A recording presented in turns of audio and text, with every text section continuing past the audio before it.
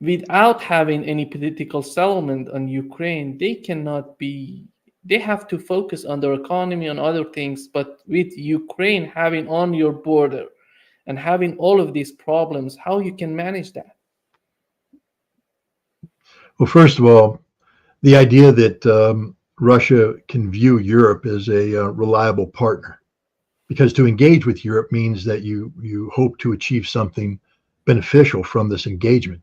Europe's just shown itself to be liars, going back to Minsk when Francois Hollande, the French president, and Angela Merkel, the German chancellor, lied to Putin, saying, no, we are promoting peace. But they later admitted, no, Minsk was just a sham to buy time to give NATO a chance to build the Ukrainian army that it can more effectively confront Russia.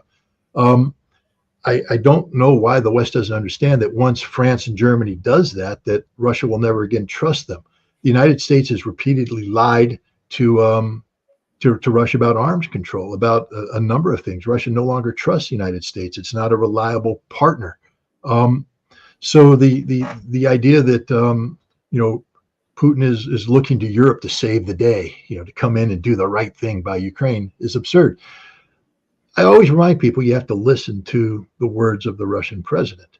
And one speech I would advise everybody to go back and reread is the speech that Putin gave on the eve of initiating the special military operation when he talked about the history of Ukraine.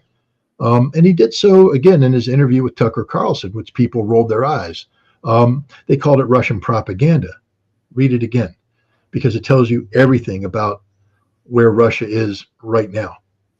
I'll just shorten it. Ukraine is a historical mistake. It's a mistake made by Lenin, and Russia is going to fix this mistake. I'll say it one more time so people understand what I'm saying. The only reason why Ukraine exists is because of a political mistake made by Lenin. And Russia is now going to correct this mistake.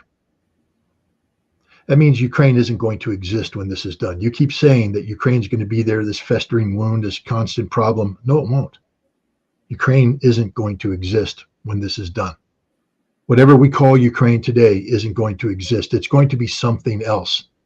And for that, you can thank Ukraine for invading Russia. You can thank the West for facilitating this invasion. Vladimir Putin had a plan on the table back in June that envisioned a Ukraine that retained Odessa, Kharkov, Sumy, Dnipropetrovsk, Nikolaev. These are territories that many in Russia are saying have to be Russian. And the plan put on the table by Putin said, no, this will be Ukraine. Putin was talking about an independent Ukraine. It had to be neutral. It couldn't have a NATO army in it. And the Banderist ideology had to be eliminated. But Ukraine was going to be an independent state. I don't think they're talking in that language anymore. They speak of the Kiev regime, eliminating the Kiev regime. They're no longer talking about Ukraine as a nation state, because I think their goal and objective is that when this is done, there will be no Ukrainian nation state. When it comes to the Washington and